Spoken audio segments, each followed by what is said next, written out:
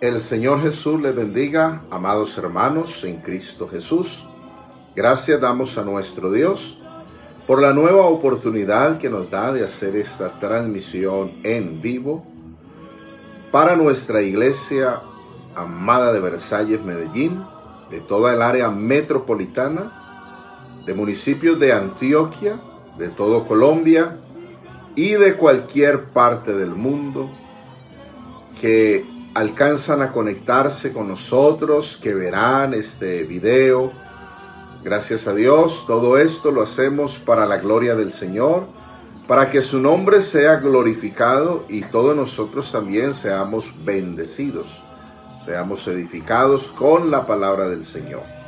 Estoy dando una cordial bienvenida a los hermanos que van llegando a nuestra conexión. Estamos, por la gracia del Señor, perseverando en el camino de la salvación, fortalecidos en el poder de su fuerza. Todo es por la gracia del Señor. Y vamos a orar a nuestro Dios para que Él nos dirija en esta oportunidad. Que el nombre del Señor Jesús sea glorificado en todas las cosas y que todos nosotros seamos edificados, seamos bendecidos con la poderosa palabra de nuestro Dios. Oremos al Señor. Soberano Jesús, te damos gracias porque tú eres bueno y tu misericordia es para siempre. Gracias, Señor, por darnos la oportunidad de hacer esta transmisión en vivo y poder llegar a cada corazón, a cada vida, aquí en el área metropolitana de Medellín, en diferentes municipios de Antioquia, en todo Colombia, en diversas partes del mundo, donde tu nombre es invocado, donde está tu iglesia, tus escogidos. Oh Señor Jesús, rogamos tu bendición en esta hora. Sí, Padre Santo, dirígenos en todas las cosas. Por tu Espíritu, glorifícate, bendícenos, edifícanos con tu palabra. Salva a los amigos que están recibiendo el mensaje de tu palabra. Libértalos con tu gran poder, para la gloria de tu santo nombre, Jesús. Aleluya. Gracias, Señor. Amén. Amén. Gloria al Señor. Vamos a leer la palabra del Señor en la primera carta del apóstol Pablo a los Corintios, capítulo 2, verso 6 al verso 16. Vamos a hablar o a leer la Biblia donde está el tema sabiduría del Espíritu. Eso es lo que necesitamos, la sabiduría del Espíritu. Primera carta a los Corintios, capítulo 2, versos 6 al 16. Dice la palabra del Señor. Sin embargo, hablamos sabiduría entre los que han alcanzado madurez y sabiduría. No de este siglo, ni de los príncipes de este siglo que perecen. Mas hablamos sabiduría de Dios en misterio. La sabiduría oculta, la cual Dios predestinó antes de los siglos para nuestra gloria. La que ninguno de los príncipes de este siglo conoció, porque si la hubieran conocido, nunca habrían crucificado al Señor de gloria. Antes bien, como está escrito, cosas que ojo no vio, ni oído oyó, ni han subido en corazón de hombre, son las que Dios ha preparado para los que le aman. Pero Dios nos las reveló a nosotros por el Espíritu. Porque el Espíritu todo lo escudriña, aún lo profundo de Dios. Porque ¿quién de los hombres sabe las cosas del hombre, sino el Espíritu del hombre que está en él? Así tampoco nadie conoció las cosas de Dios, sino el Espíritu de Dios. Y nosotros no hemos recibido el espíritu del mundo, sino el Espíritu que proviene de Dios, para que sepamos lo que Dios nos ha concedido. lo cual también hablamos no con palabras enseñadas por sabiduría humana, sino con las que enseña el Espíritu, acomodando lo espiritual a lo espiritual. Pero el hombre natural no percibe las cosas que son del Espíritu de Dios, porque para él son locura y no las puede entender, porque se han de discernir espiritualmente. En cambio, el espiritual juzga todas las cosas, pero él no es juzgado de nadie. Porque ¿quién conoció la mente del Señor? ¿Quién le instruirá? Mas nosotros tenemos la mente de Cristo. Gloria al Señor. Qué buena palabra la que el Señor nos da en esta porción de la Escritura de 1 Corintios capítulo 2, versos 6 al 15. Gracias al Señor por el Espíritu Santo que Él nos ha dado. Muy bien, entonces estamos en el programa La Biblia Responde. Y hay una pregunta que me hicieron, la hizo la hermana Cielo Pulgarín, según Mateo capítulo 27. Entonces, cuando Cristo Jesús murió en el Calvario, dice la Escritura que la tierra tembló, los cielos se oscurecieron, hubo tinieblas por espacio de 3 horas, desde la hora sexta, o sea, las 12 del día, hasta la hora novena, es decir, las 3 de la tarde. Y entonces, en el momento de Cristo Jesús morir, dice Mateo 27, verso 51, y aquí el velo del templo se rasgó en dos de arriba a abajo, y la tierra tembló, y las rocas se partieron, y se abrieron los sepulcros, y muchos cuerpos de santos que habían dormido se levantaron, y saliendo de los sepulcros, después de la resurrección de él, vinieron a la santa ciudad, y aparecieron a muchos. Entonces la hermana Cielo, el hermano Weimar o la hermana Marujita Correa pregunta, ¿qué pasó con esos que resucitaron? ¿Se volvieron a morir? ¿Se fueron con el Señor? ¿Dónde están? Entonces tenemos que ir a Hebreos capítulo 11 para encontrar la respuesta allí. Fíjense que Hebreos capítulo 11 presenta los héroes de la fe y se habla en el verso 39 y 40. Y todos estos, aunque alcanzaron buen testimonio mediante la fe, no recibieron lo prometido, proveyendo Dios alguna cosa mejor para nosotros, para que no fuesen ellos perfeccionados aparte de nosotros. Entonces, ¿qué pasó con esos que resucitaron cuando Cristo murió en la cruz del Calvario? Ellos resucitaron, aparecieron a sus familiares, pero ellos volvieron a morir. ¿Por qué? Solamente hay uno que ha resucitado para no volver a morir jamás, y ese es Cristo Jesús. Él es las primicias de la resurrección, o sea, el primero en resucitar para no volver a morir jamás. De tal manera que es diferente la resurrección de Cristo Jesús a la resurrección de cualquier otra persona, porque aunque han resucitado algunos, han vuelto a morir. Cristo no. El Antiguo Testamento habla de varias resurrecciones. Habla del hijo de la mujer sunamita. Se habla de el hijo de la viuda de Sarepta de Sidón. En el Nuevo Testamento hay también la resurrección de Lázaro, del hijo de la viuda de Naín, de la hija de Jairo, de Tabita o Dorcas, que era una mujer de muy buen testimonio. Se habla de Eutico, que se cayó por una ventana mientras Pablo predicaba largamente durante la noche en una vigilia y se mató pero Pablo oró por él y el Señor lo resucitó. ¿Qué pasó con todos esos? Se volvieron a morir. Solamente Cristo ha resucitado para no volver a morir jamás. Por aquí entonces hay una pregunta de Jairo Higuita que dice: ¿hay diferencia entre el juicio de las naciones, según Mateo 25, verso 35 al 36, y el juicio individual del ser humano, o es lo mismo?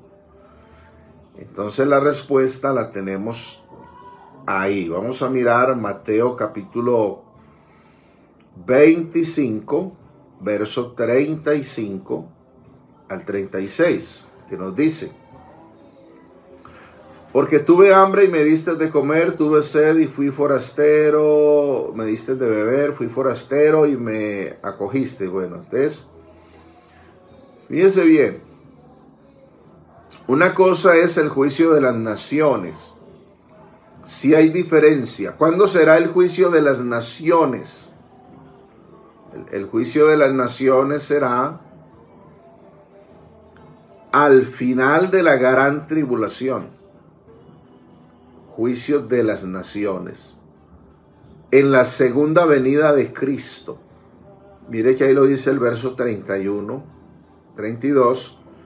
Cuando el Hijo del Hombre venga en su gloria y todos los santos ángeles con él, entonces se sentará en su trono de gloria y serán reunidas delante de él todas las naciones, y apartará los unos de los otros como aparta el pastor las ovejas de los cabritos.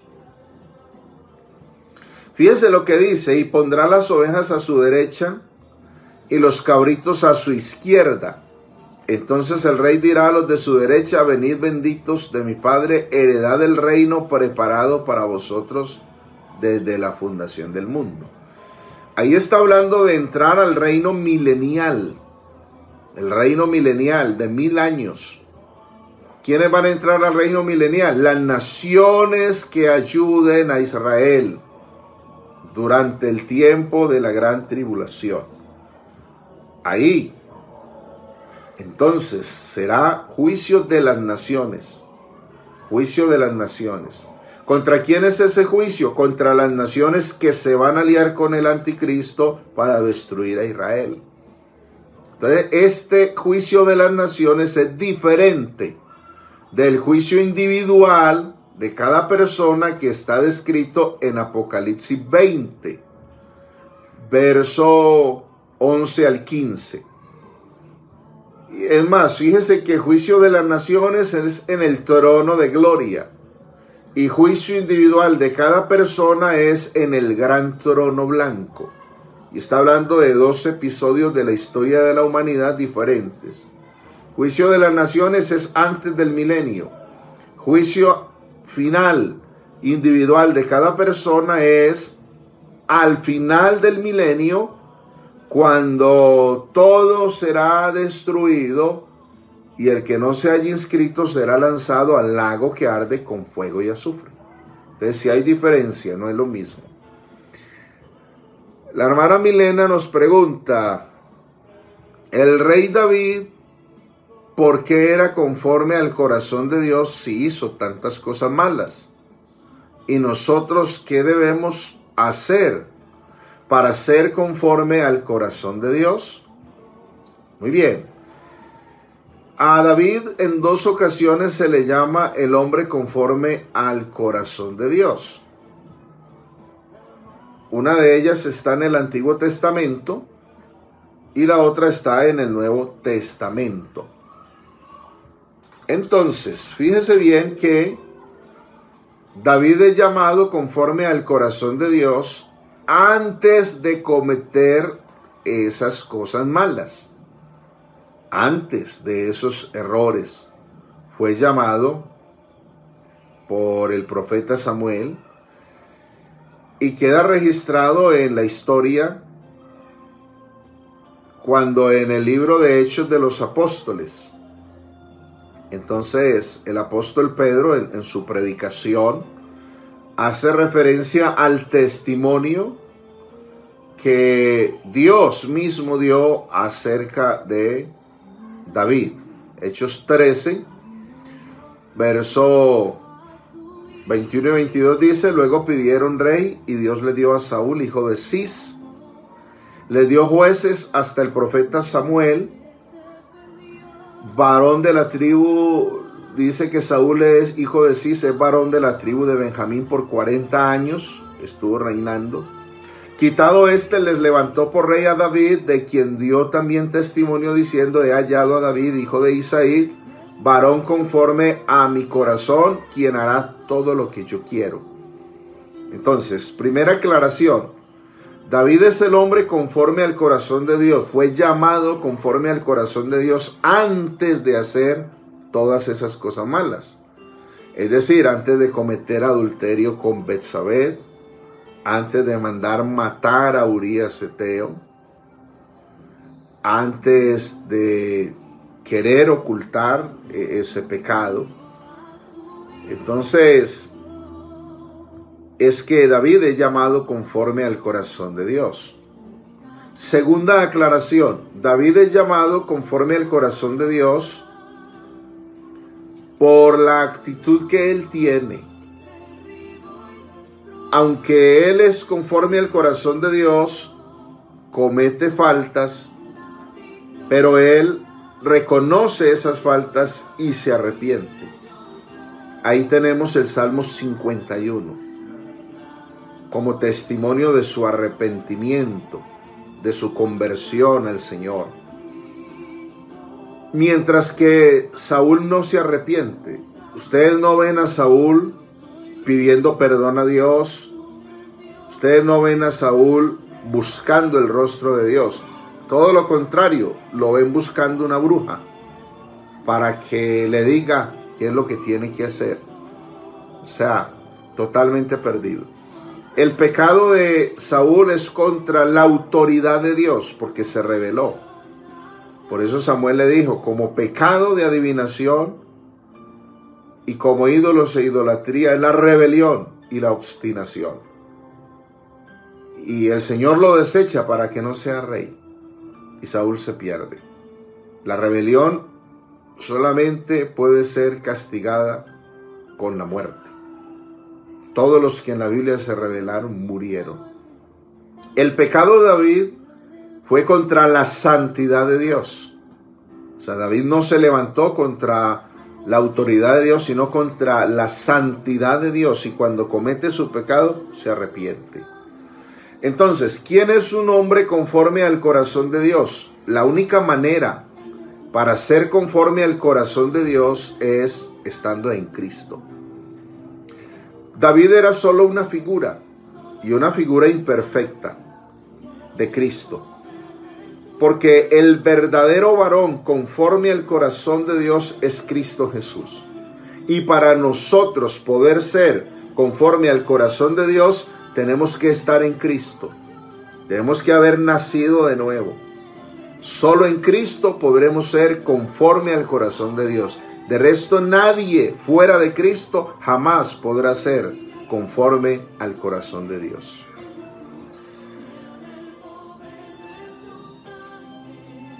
La hermana Flor Torres nos pregunta: ¿por qué David es linaje de Jesús? Bueno, ¿no sería más bien al contrario? ¿Por qué Jesús es linaje de David? Tendría que ser, ¿cierto? Porque la Biblia no dice que David es linaje de Jesús. Más bien dice que Jesús es linaje de David. Porque Jesús viene de esa estirpe de David, de esa descendencia de David, de esa casa, de esa sangre de David. En cuanto al asunto de José y de María, no que Jesús tenga sangre de David. Porque aquí es importante hacer la aclaración. La sangre de Jesús es la sangre de Dios.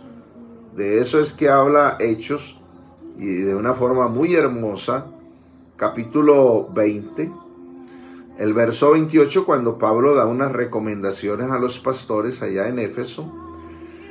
Y les dice Por tanto, mirad por vosotros y por todo el rebaño en que el Espíritu Santo os ha puesto por obispos, para apacentar la iglesia del Señor, la cual él ganó por su propia sangre. Entonces, la sangre de Jesús es la sangre de Dios.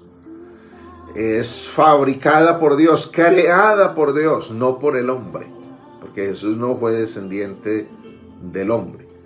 Entonces, tanto José como María eran del linaje de David. Por eso a Jesús se le llama linaje de David, como está escrito en Apocalipsis capítulo 22 y el verso 16.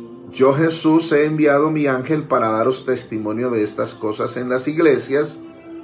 Yo soy la raíz y el linaje de David, la estrella resplandeciente de la mañana. Se le llama linaje de David porque Jesús es el rey prometido a la casa davídica, en quien se cumplirán todas las promesas mesiánicas que el Señor le hizo al pueblo de Israel. Por aquí la hermana Amparo Ortega de Chuchufín de Ecuador nos pregunta sobre Mateo 25:35. ¿Qué es lo que pregunta la hermana Amparo Ortega? Solamente me cita la escritura y no me hace la pregunta. Bueno, por aquí la hermana Magdalena Ortega nos pregunta la fecha en que nació Jesús. Bueno, la Biblia no habla exactamente de la fecha en que nació Jesús. No hay tal cosa como que usted abre la Biblia y yo le doy un versículo de la Biblia donde dice, vea, Jesús nació el 3 de junio del año tal. No está una fecha de nacimiento exacta. No. Se sugiere, analizando lo que dice Lucas capítulo 2, se sugiere más o menos el mes en que Jesús nació, la época en que Jesús nació, no una fecha. O sea, ahí no me puedo inventar nada. Sería deshonesto decirle, vea, Jesús nació el 3 de junio del año 0, del año 3 o del año 4, no.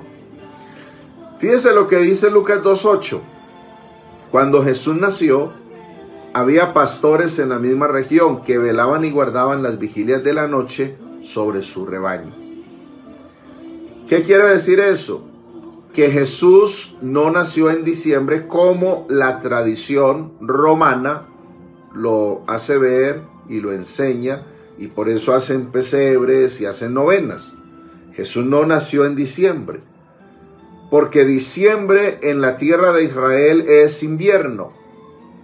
Entonces, en invierno los pastores no llevan los rebaños al campo, porque se morirían de frío los rebaños y los pastores.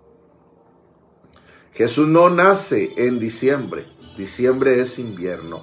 Más bien Jesús nace en la estación del otoño, que está más o menos por ahí entre septiembre y octubre. Ahí está la estación de otoño. Entonces, algunos comentaristas de la Biblia ubican el tiempo de nacimiento de Jesús por ahí como en el mes de septiembre. En el mes de septiembre, donde es otoño, y los pastores sí llevan los rebaños al campo y pueden vigilar sobre los rebaños estando en el campo. Es lo que le puedo decir. No hay una fecha. Ahora, en cuanto a la fecha de su muerte, fíjense que Jesús murió durante la Pascua. Durante la Pascua. ¿Y cuándo celebraban los judíos la Pascua? Entonces, es bien interesante mirar que los judíos tienen dos calendarios, uno civil y otro que es religioso. El civil es para los negocios, para la siembra, y lo que es el calendario religioso para las celebraciones, todo lo que son rituales, todo eso. Entonces, ¿En qué mes se celebraba la Pascua? Se celebraba en el primer mes del año, mes de Nisán o mes de Abib. Más o menos corresponde a nuestro calendario gregoriano al mes de abril. Mes de abril. Mes de abril. Yo le puedo decir que, según los historiadores bíblicos, Jesús muere en el mes de abril, durante la fiesta de la Pascua. Ahí. Algunos han situado esa fecha que el 3 de abril, otros que el 7 de abril. Bueno, ya eso son conjeturas que hace la gente. La Biblia no da una fecha exacta que diga murió el 3 de tal día, pero sí al menos el mes, en el mes de Abib, mes de Abib o Nisán, que entre otras cosas es el primer mes del año. O sea, para los judíos el año no comienza en enero, como nosotros. Para los judíos el año comienza en abril. Abril sería el primer mes del año para ellos. Por aquí tenemos otra pregunta. El hermano Misael Usuga pregunta: esa mujer adúltera que llevaron los fariseos a Jesús porque era de la ciudad y adúltera, ¿no la llevaron con el compañero con quien fue sorprendida en el acto? Bueno, se les voló. ¿Qué puede decir uno ahí? Se les escapó. Eso es, nadie puede adulterar solo. Nadie adultera solo. Para adulterar se necesita otra persona. Y ella fue llevada, ella sola. ¿Qué pasó con el otro? Se les escapó, se les fue. ¿Quién sabe? O a lo mejor estaba camuflado entre los mismos que le iban a dar piedra, el conchudo ese, podríamos decir así. El hermano John Freddy Vargas, Dios le bendiga, bienvenido. Nos pregunta sobre Apocalipsis 6:9, que habla de las almas debajo del altar. ¿Quiénes son esas almas? Está en el libro de Apocalipsis, capítulo 6. El verso 9 nos dice: cuando abrió el quinto sello, vi bajo el altar las almas de los que habían sido muertos por la palabra del testimonio de Dios, o por la palabra de Dios y por el testimonio que tenía. Fíjese bien, estas almas tienen que ver con lo que está escrito también de Apocalipsis capítulo 17. Fíjese bien. Verso 6. Cuando Juan ve a Babilonia la grande, la madre de las rameras y de las abominaciones de la tierra, dice: vi a la mujer ebria de la sangre de los santos y de la sangre de los mártires de Jesús. Y cuando la vi, quedé asombrado con gran asombro. Entonces, esas almas de los decapitados o esas almas de los muertos por causa del testimonio de Jesús, tiene que ver la de Apocalipsis 6:9, los que serán muertos durante la gran tribulación, que van a ser perseguidos por el anticristo. Ser perseguidos por el anticristo es ser perseguidos por ese imperio de donde él surge también, que es el imperio romano, y que van a ser muertos precisamente por causa de la palabra de Dios, por negarse a adorar al anticristo, por negarse a servir al anticristo. Eso va a ser una muerte encarnizadas, terrible persecución. Apocalipsis 6, el verso 10 dice: y clamaban a gran voz diciendo: ¿hasta cuándo, Señor santo y verdadero, no juzgas y vengas nuestra sangre en los que moran en la tierra? Fíjese que en Apocalipsis 7 ya se habla de una multitud de ropas blancas. Mire lo que dice Apocalipsis 6, verso 11. Y se le dieron vestiduras blancas. Esas almas no son la iglesia, porque la iglesia no está en la tierra cuando ocurre lo de Apocalipsis 6. Ya el Señor habrá arrebatado la iglesia. Recuerde que Apocalipsis 6 nos presenta los 4 perfiles del anticristo. Primero falsa paz, después guerra, después hambre y después muerte.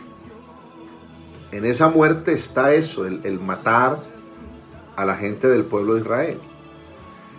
Entonces dice 6:9, 6:10, y se les dieron vestiduras blancas y se les dijo que descansasen todavía un poco de tiempo hasta que se completara el número de sus consiervos y de sus hermanos, que también habían de ser muertos como ellos.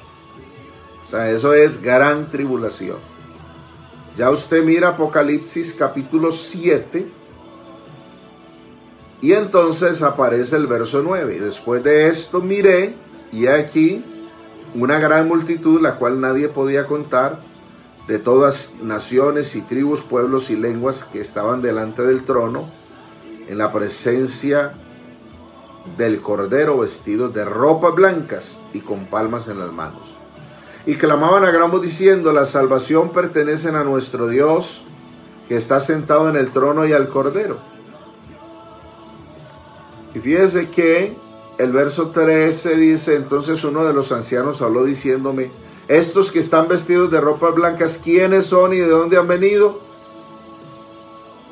Verso 14 dice: yo le dije: Señor, tú lo sabes. Y él me dijo: estos son los que han salido de la gran tribulación y han lavado sus ropas y las han emblanquecido en la sangre del Cordero.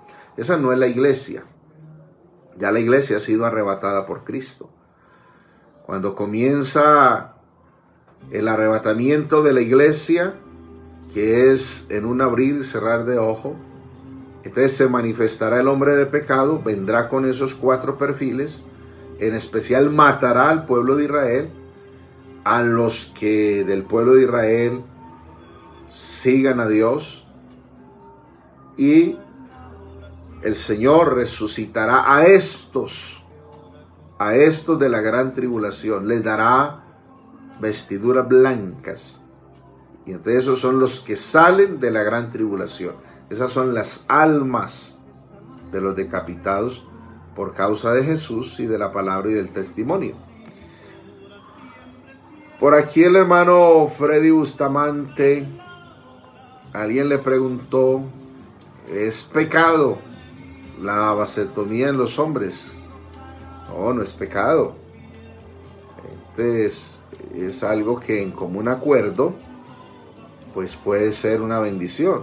Imagínense trayendo una cantidad de hijos a este mundo a sufrir. Ese es el asunto. Si hay un mutuo acuerdo y todo, no es pecado.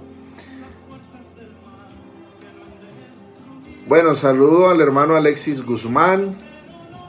Por aquí el hermano Miguel Ángel Rúa nos pregunta acerca de Marcos 12, 35 al 37. Vamos a mirar Marcos 12, 35 al 37. Entonces nos dice: enseñando Jesús en el templo decía: ¿cómo dicen los escribas que el Cristo es hijo de David? Porque el mismo David dijo por el Espíritu Santo: dijo el Señor a mi Señor: siéntate a mi diestra hasta que ponga tus enemigos por estrado de tus pies. David mismo le llama Señor. ¿Cómo pues es su hijo? Y gran multitud del pueblo le oía de buena gana. Entonces fíjese, hay una falsa doctrina que se llama los testigos de Jehová. Y los testigos de Jehová explican este texto diciendo que aquí habla de dos señores. Dijo el Señor, primer Señor, a mi Señor, segundo Señor. Entonces dicen que el primer Señor es el Dios Todopoderoso, el Padre, y que el segundo Señor es el Hijo, porque ellos creen en dos señores, en uno todopoderoso y en otro todopoderoso pero más chiquito, dicen ellos pues. Tengan mucho cuidado cuando ustedes hablen con los testigos de Jehová y con los trinitarios. No se dejen enredar acerca de este texto. Este texto está claro y no es tan difícil poderlo entender. Es sencillo. Este texto de Marcos 12, 35 al 37 se tiene que ver a la luz de Filipenses capítulo 2, verso 5. Mire lo que dice Filipenses 2, verso 5. Haya pues en vosotros este sentir que hubo también en Cristo Jesús, el cual siendo en forma de Dios, o sea divino, no estimó el ser igual a Dios como cosa que aferrarse, sino que se despojó a sí mismo tomando forma de siervo, o sea humano, hecho semejante a los hombres, y estando en la condición de hombre se humilló a sí mismo, haciéndose obediente hasta la muerte y muerte de cruz. ¿Cómo entender Marcos 12, 35 al 37 a la luz de Filipenses 2, 5 a este texto que hemos leído al 8? ¿De qué habla? Cristo en forma de Dios, Cristo en forma de siervo. Entonces, regresando a Marcos 12, 35 al 37.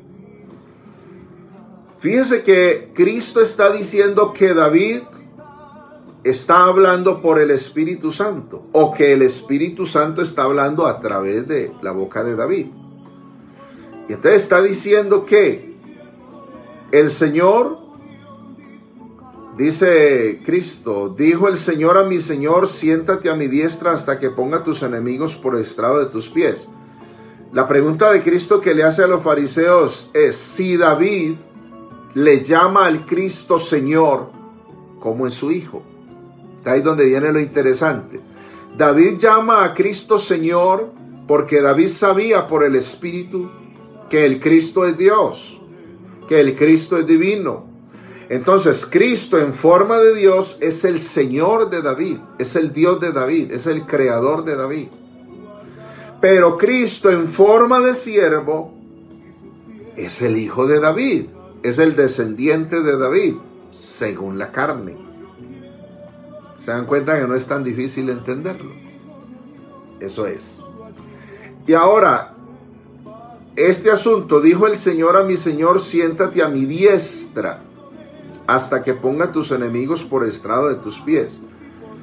Entonces, Cristo en forma de Dios no tiene enemigos porque no hay rivales para él.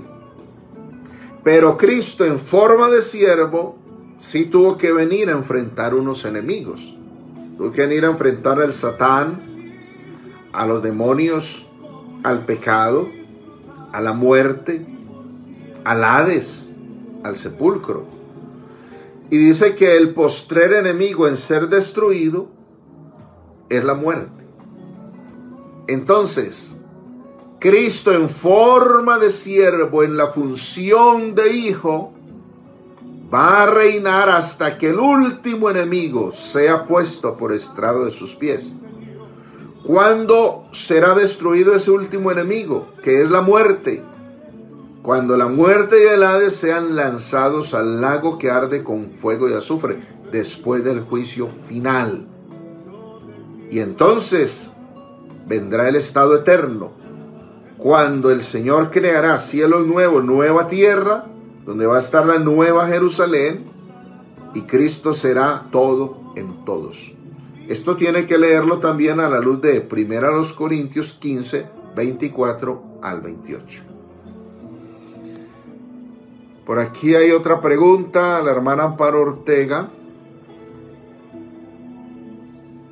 Está diciendo, es sobre porque tuve hambre y me diste de comer, de beber, enfermo me visitasteis.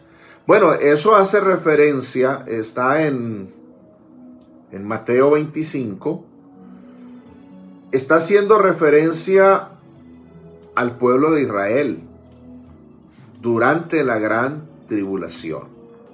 Y está hablando de las naciones que van a ayudar a Israel. Que van a ayudar a Israel. Los que ayuden a Israel en el tiempo de la gran tribulación entrarán al reino milenial. Entrarán al reino milenial. Eso es. Entonces, fíjense lo que dice 25:40. Y respondiendo el rey les dirá, de cierto digo que cuanto lo hicisteis a uno de mis hermanos más pequeños, o sea, los israelitas, dice Cristo, a mí lo hicisteis. A mí lo hicisteis. Entonces, los que ayuden a Israel entrarán al milenio. Los que no ayuden a Israel serán juzgados en el juicio de las naciones y serán muertos. ¿Por qué? Las naciones aliadas con el anticristo van a ser muertas allí. Entonces, ayudar a un israelita durante la gran tribulación, darle refugio, darle alimento, darle medicinas, darle vestido, auxiliarlo, es ayudar a Cristo. Es hacerlo a Cristo. Eso es lo que él está diciendo ahí. Ahora, en cuanto a la práctica cristiana en este tiempo en que vivimos nosotros, ya tiene una aplicación. Cuando usted le hace un favor a un hermano, a una hermana, realmente a quien le está sirviendo es al Señor. Y todo eso tendrá recompensa de parte del Señor. Pues Él lo dijo, que no quedará sin recompensa ni siquiera un vaso de agua fría que se le dé a uno de los siervos del Señor o a uno de los hijos de Dios. Por aquí la hermana Miriam Caro nos pregunta, ¿todos los pecados ante los ojos de Dios son iguales o hay pecados de muerte? A excepción de la blasfemia del Espíritu, contra el Espíritu Santo. No la blasfemia del Espíritu Santo, porque el Espíritu Santo no blasfema, Él es santo. La blasfemia contra el Espíritu Santo. Entonces, fíjense que del pecado de muerte escribió el apóstol Juan en su primera carta, y él dijo que por el pecado de muerte pues no se debe pedir. ¿Por qué? Por eso se llama pecado de muerte, es porque ese pecado de muerte, cuando se comete, ya no hay nada que hacer. Dice 1 Juan 5:16, si alguno viere a su hermano cometer pecado que no sea de muerte, pedirá y Dios le dará vida. Esto es para los que cometen pecado que no sea de muerte. Hay pecado de muerte por el cual yo no digo que se pida. Entonces, ¿qué es el pecado de muerte? Es negar que Jesús el Cristo vino manifestado en carne. Es negar que Jesús el Cristo vino como hombre. Que Jesús el Cristo vivió 33 años aproximadamente como humano, en un cuerpo humano. Cuerpo humano, alma humana y espíritu humano. Fíjese que negar eso es el pecado de muerte, y el que niega eso tiene el espíritu del anticristo, porque el anticristo niega la manifestación de Dios en carne. Entonces, si una persona niega que Jesús el Cristo ha venido en carne, si esa persona lo niega y lo refuta y no lo acepta, está en pecado de muerte. Ahí no hay nada que hacer por esa persona. Eso es el gnosticismo. Juan el apóstol escribió estas cartas, primera, segunda y tercera de Juan, para combatir el gnosticismo. Las cartas del apóstol Juan son una apología a la sana doctrina de Cristo. Es una apología de la manifestación de Dios en carne. Ahora, todos los pecados conducen a la muerte, claro, porque la paga del pecado es la muerte. Pero si una persona se arrepiente de ser borracha, de ser drogadicta, de ser mentirosa, de ser infiel, de ser hechicera, Dios lo perdona y lo salva. Pero si una persona niega que Jesús el Cristo ha venido en carne, pues entonces ya no queda más remedio, ya no queda más sacrificio. Si no lo salva Cristo, ¿quién más lo va a salvar? Nadie más. Por aquí ahora otra pregunta. Estoy saludando a la hermana Karen Marcela Moncada en Bosconia. Señor le bendiga. Por aquí la hermana Flor Torres nos pregunta: si Dios viene por nosotros, si aún no he recibido el Espíritu Santo, ¿Dios me lleva con todo de igual manera? Si vive en santidad, si vive en obediencia, claro que le lleva. Es que el Espíritu Santo no es para ser salvo. El Espíritu Santo no se recibe para ser salvo. El Espíritu Santo no se recibe para ser hijo de Dios, sino que se recibe porque ya se es hijo de Dios. O sea, porque ya es salvo.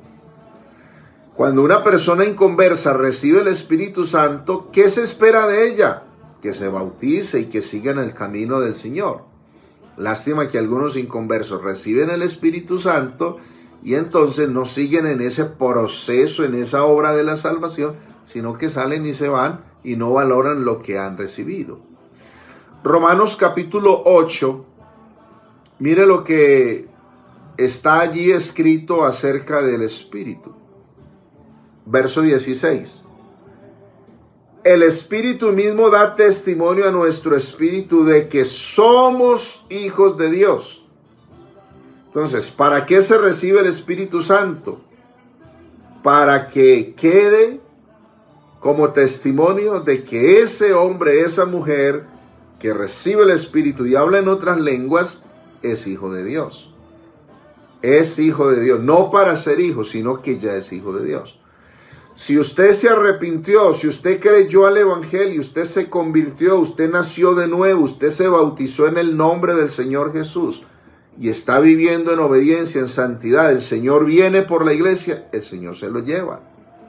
Que no he recibido el Espíritu Santo, bueno, el Señor completará esa obra, pero usted es salvo. Eso sí, reciba el Espíritu Santo.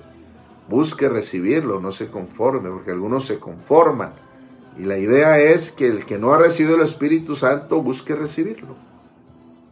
La hermana Patricia también Padierna tiene una pregunta. ¿Cómo se contaban los años en el tiempo de Cristo? ¿No? Igual como los contamos hoy. Vamos del 1 hasta el 2020. Así, antes de Cristo se contaban de forma descendente. Nosotros los contamos en forma ascendente. 1, 2, 3, 4... así. Antes de Cristo en forma descendente. 4, 3, 2, 1, hasta llegar al año 0, porque Cristo partió la historia en dos. Por eso se dice antes de Cristo y después de Cristo. En forma descendente se hace la cuenta. Desde Adán hasta Cristo en forma descendente hay aproximadamente 4,000 años. Y de Cristo hasta nuestros días en forma ascendente estamos próximos a cumplir 2,000 años. Ojo, estamos próximos a cumplir 2,000 años. Pónganle cuidado a eso. Por aquí, ¿quién más tiene pregunta? Un justo cuando muere, ¿a dónde va? Y un injusto cuando muere, ¿a dónde va? Bueno, va al Hades. Al Hades van todos. Al Hades estuvo Cristo, en el Hades. Eso sí, hay separación en el Hades de los muertos justos y de los muertos injustos. Eso es. Eso es. Bueno, la hermana Magdalena Ortega me dice, pero ¿qué día de la semana muere Jesús? Ah, ya ahí sí, diferente. Diferente. Entonces, fíjese bien. Jesús no murió un viernes por la tarde como lo enseña la tradición romana, porque tendrían que cumplirse los 3 días y las 3 noches de Jesús en la tumba. Y Jesús, como lo enseña la tradición romana, de viernes a las 3 de la tarde que muere y es sepultado a las, más o menos, por ahí casi a las 6 de la tarde. Entonces viernes a sábado a las 6 de la tarde, a domingo a las 6 de la tarde, no le da. Y la tradición romana celebra es que la resurrección el domingo por la mañana y que murió viernes por la tarde, ahí no le dan las 72 horas, ahí no le dan los 3 días y las 3 noches. Entonces, ¿dónde murió Jesús? ¿En qué día de la semana? Murió un miércoles. Miércoles a eso de las 3 de la tarde y fue sepultado casi a las 6 de la tarde, casi a las 6 de la tarde, porque estaban en la celebración de la Pascua. Iba a comenzar la Pascua ese día en que Jesús murió. Cristo murió en el día de la Pascua y la celebración de la Pascua comenzaba a las 6 de la tarde. Ahí comenzaba a las 6 de la tarde, día de ayuno solemne, ahí comenzaba. Y Jesús muere miércoles 3 de la tarde, sepultado antecitos de las 6 de la tarde. Ahí sí puede contar. De 6 de la tarde del miércoles a 6 de la tarde del jueves un día. De 6 de la tarde de jueves a 6 de la tarde del viernes 2 días. Y de 6 de la tarde del viernes a 6 de la tarde del sábado 3 días, 72 horas. 72 horas. Y las mujeres van al sepulcro muy de mañana, el primer día de la semana. Primer día de la semana. Primer día. Cuando van ya Jesús había resucitado. ¿Dónde se ubica la resurrección de Jesús? Más o menos. Sábado, 6 de la tarde. Más o menos. Ahí está. ¿Cuánto tiempo duró Jesús predicando la palabra? Más o menos 3 años y medio. Recuerde, estuvo durante 3 Pascuas. La Pascua se celebraba cada año.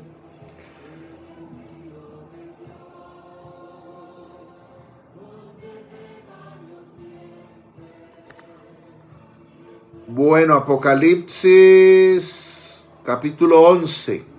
Pregunta por aquí la hermana Patricia Padierna. Verso 2. Pero el patio que está fuera del templo, déjalo aparte y no lo midas, porque ha sido entregado a los gentiles, y ellos hollarán la ciudad santa 42 meses.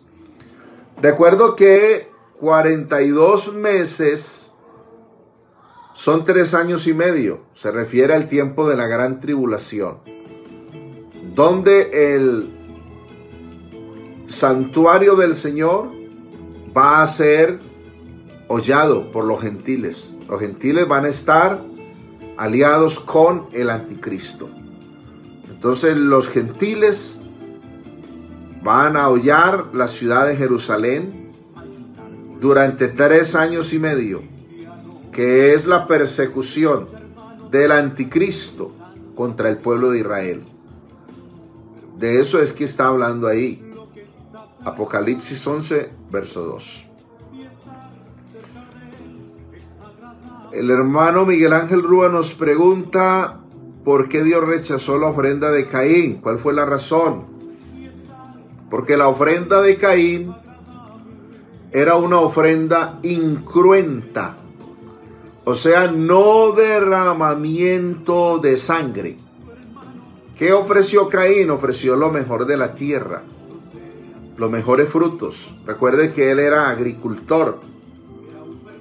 Y entonces él trajo la ofrenda de lo que la tierra producía. Génesis capítulo 4 nos habla de esto. Y entonces dice que aconteció, verso 3, Génesis 4:3. Aconteció andando el tiempo que Caín trajo del fruto de la tierra una ofrenda al Señor.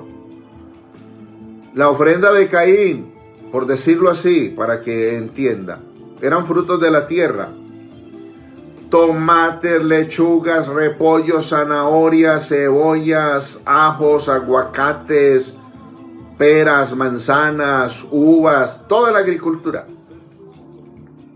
Pero esa ofrenda no era la que Dios requería, porque esa ofrenda es incruenta, no hay derramamiento de sangre.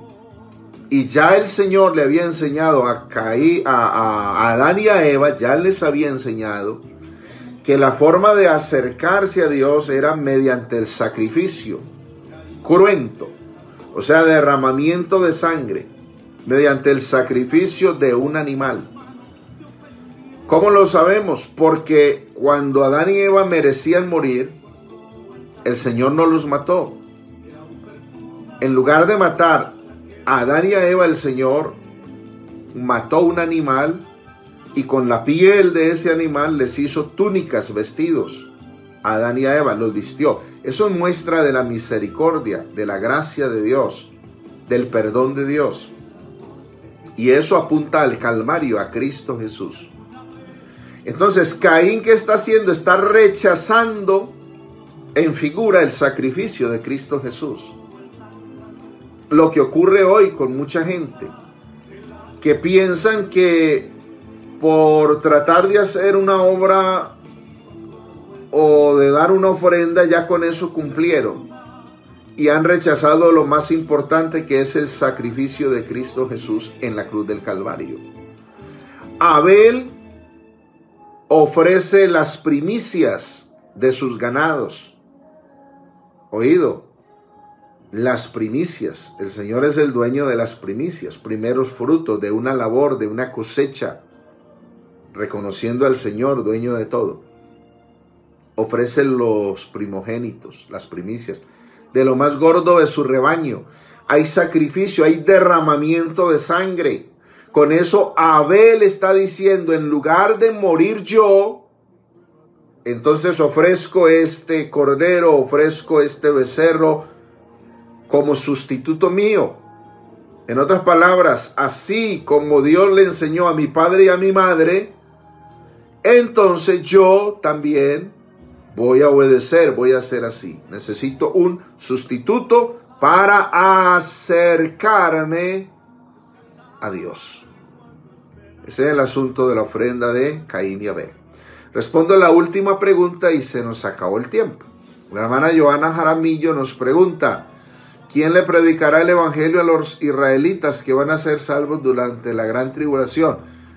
La gente de Israel, en especial los dos testigos. Fíjense que ahí es donde leímos ahora, Apocalipsis capítulo 11, ahí está el trabajo de los dos testigos. Mire lo que dice. Apocalipsis 11:3. Y daré a mis dos testigos que profeticen por 1260 días vestidos de cilicio. 1260 días. Fíjese bien. Si usted mira este asunto de los 1260 días, le da 3 años y medio. Entonces los dos testigos van a profetizar durante 3 años y medio. ¿Qué es profetizar? Predicar. Ellos van a predicar. ¿A quién? Al pueblo de Israel. Mis amados hermanos, que el Señor los bendiga. Damos gracias a Dios. Vamos a orar en el nombre del Señor Jesús. Señor Jesús, te damos gracias por tu amor y tu bendición, por permitirnos estar aquí en esta transmisión en vivo, compartir con los hermanos. Gracias, Señor, porque a la luz de tu palabra encontramos respuesta a nuestras inquietudes. Gracias, Señor, por tu sabiduría, por tu conocimiento. Gracias, Señor, por alimentar nuestra alma con tu palabra, que es verdadero pan de vida. Te rogamos, Señor, que nos conserves en tu gracia, en tu amor, en tu camino de salvación. Ayúdanos a obedecer tu palabra. No es tanto cuánto sepamos de tu palabra, sino cuánto obedecemos. Ayúdanos a obedecer tu palabra, a ponerla por obra, y así seremos bienaventurados. Para la gloria y honra de tu santo nombre, Jesús. Salva a los amigos que están recibiendo este mensaje de poder que es tu evangelio. En el nombre de Jesús, aleluya. Amén. Amén. Mis amados hermanos, que el Señor Jesús los bendiga. Los amo de corazón.